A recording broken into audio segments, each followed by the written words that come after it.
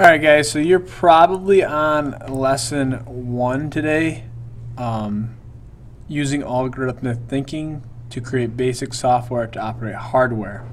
Alright, your worksheet today, your ticket outdoor, is this worksheet right here. Alright, you've probably already done the DIN, and you're working on this code right here to have your LED on a chip. You have your name blink on an LED chip. You need to start your code. Basically have, start on beginning and end on end, and have the code show letter, have the code show letter, have the code show letter, have the code show letter.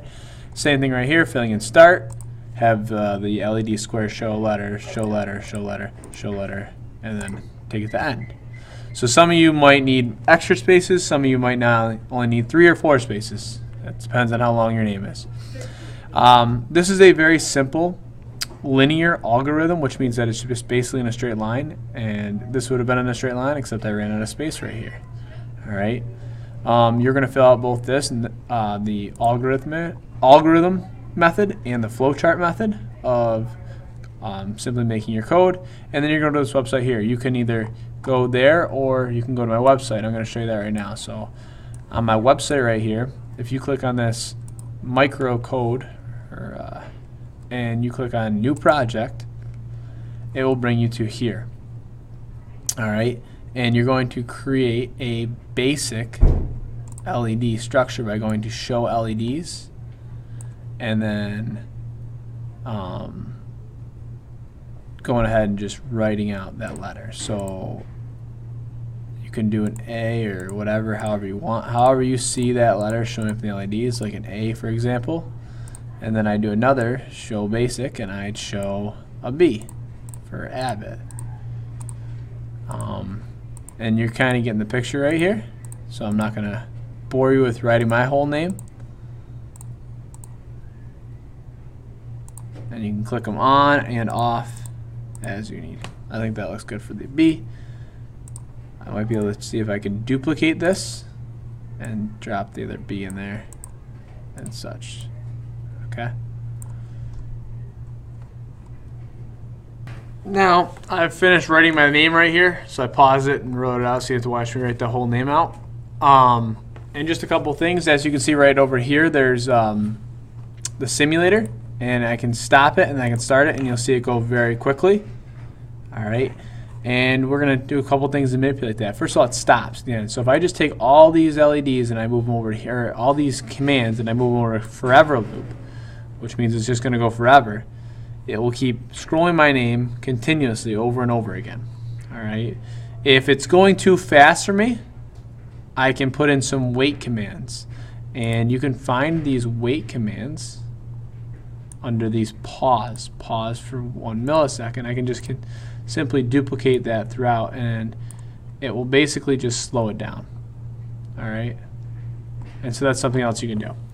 Now we're going to get to connecting that to your microchip. So I just plugged in my microbot, and you can see that it says installing this software, and I click here for an update, and eventually when this thing stops spinning in the bottom, it'll mean it's all installed. If you go to your folders right here and click on this, you'll also be able to see it coming up right here. Alright, and it says right here microbit E. Okay, now let me show you what you got to do. You go here, once you finish your code and you're ready to do it, you're going to download the code, and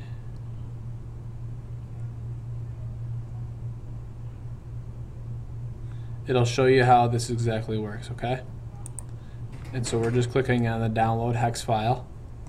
This is a very specific file for this program, and then you're going to go into your downloads folder right here, and it will be your last one right here, and all you're going to do is you're going to take and you're going to drag this hex file into this microbit, and as you can see, it blinks really fast, it loads here, and eventually we're going to see my LED light up on the chip.